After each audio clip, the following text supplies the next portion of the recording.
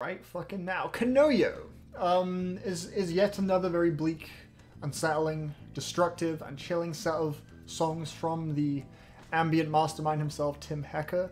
This was following up 2016's very lustful and, in my opinion, somewhat limp Love Streams. You know, on that album he incorporated, I believe it was an Icelandic choir, just sort of took little vocal recordings and snippets and samples and looped them, just little vocal chirps that were very emotive, and sort of used that to give his typically very sparse and languid production style a more sort of romantic and human aura. With Konoyo, he is collaborating with Tokyo Gakuso, I probably fucked that up, to give his very cacophonous, bleak, and apocalyptic sort of ambient style a bit more of an interesting sound palette, I suppose, using more oriental and exotic instruments. This collaboration does give Konoyo its own pretty distinguishable character amongst the sea of Tim Hecker releases we have at the moment, but unfortunately I don't really think this, you know, incorporation of these instruments, this more oriental sound, was really explored all that interestingly across these songs, really. At least in my opinion. I think it does definitely elevate a few cuts here and there, but generally I think Konoyo is really nice. I think it's a good album. It's a solid entry into his catalog, but I personally found it a little bit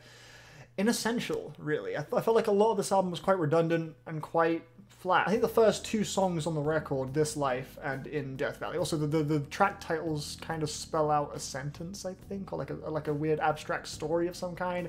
Not sure what to pull from that, really. But still, yeah, the first couple songs on this album are, in my opinion, the most rich and resonant two on Konoyo at all. The eerie howling whistles on that opening track, This Life, man, they're just so beautifully hopeless. This track sounds like the musical equivalent of being dragged deep into the forest by some murderous fucking serial killer, and then you listen to like those really distant kind of synth notes that are just kind of scattered throughout the song. They just kind of feel like desperate pleas for help and some kind of escape from whatever nightmarish fate lies ahead with this fucking guy dragging you into the woods or something. You're just begging to be free. It's a really gorgeous yet hollow song, really chilling atmosphere on this one. In Death Valley as well. I love those kind of blasts that are just kind of, you know, paced throughout the track. Just these walls of chimes and synth pads and these sonorous, dark, ominous strings too. Really beautiful stuff. It's this huge wall, this really wide wall of sound that just blasts throughout the song. It's just kind of how the song is paced, just like these blasts just steadily come through as the track progresses. And I think whilst I like how these walls, the walls of sound that Tim builds on this track, they're very wide, they really fill up the track,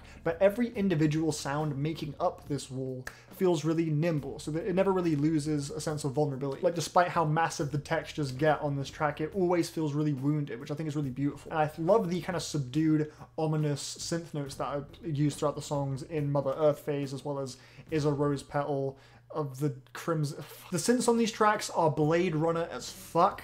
I think they do a great job at giving these tracks their own distinguishable identity, but I don't really feel like they're used in that much of a interesting way with much finesse. They're not really expanded upon much into, you know, exciting territory. Like this third track, Is a Rose Petal, it just fades out really lazily.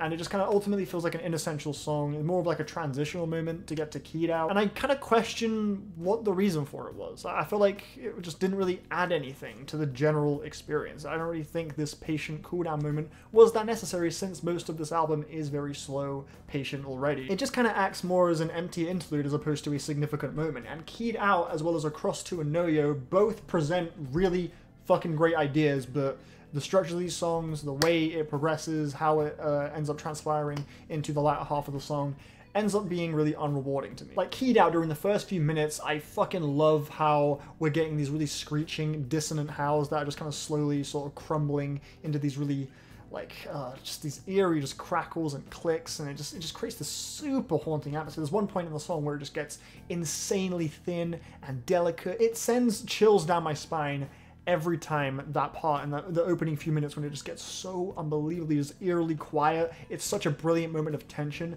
but when the track progresses into something a lot more maximalist and it starts to fill up a little bit, it loses that momentum and that really just kind of haunting, you know, skeletal character it had, and it just ultimately just depletes in impact by the end of the song. And Across to Anoyo is the same way, because Across to Anoyo, it starts off, it introduces this really expressive and harrowing, distorted synth line that I think is really beautiful, and I think it gets expanded upon and builds in tension really nicely for the first handful of minutes. But then that gets traded out for these kind of empty, limp drones with not really much in the way of exciting synth timbres or anything like that. It's just kind of lifeless, and that's just kind of how it is for the rest of the song. It's a 15-minute long song, like a core of the album, and it doesn't really go anywhere massively exciting once you get past the first 5 minutes. It feels like a bit of a weak finish to me. I don't really think it used up its time all that well or justified it all that effectively.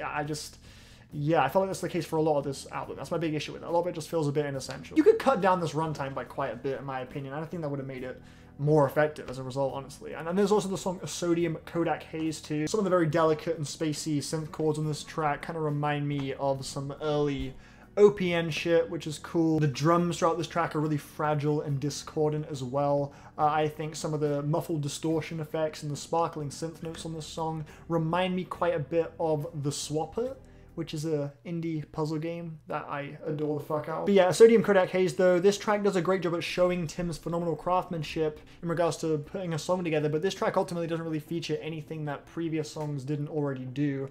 This track still has a really nice atmosphere to it. This song kind of sounds like your unconscious body just being lifted up or something. It's pretty nice, and I think the incorporation of Tokyo Gakuso on this song was pretty solid. It elevated the track quite a bit, but rarely does their incorporation really massively ascend these tracks for me. I think a lot of the time what they add to the songs is something Tim could completely do on his own. Like, they never really offer something that is massively outside of Tim's playbook. And generally just the emotional chords that this album strikes with me is, again, stuff that I feel like he's done better in the past.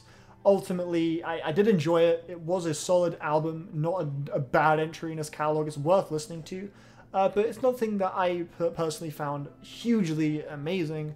I'd go with a 6. It's a good album. Definitely, it's really good. It's just not bad. It's just, for my personal enjoyment, 6 is the score, so there you go. And, yeah, bye.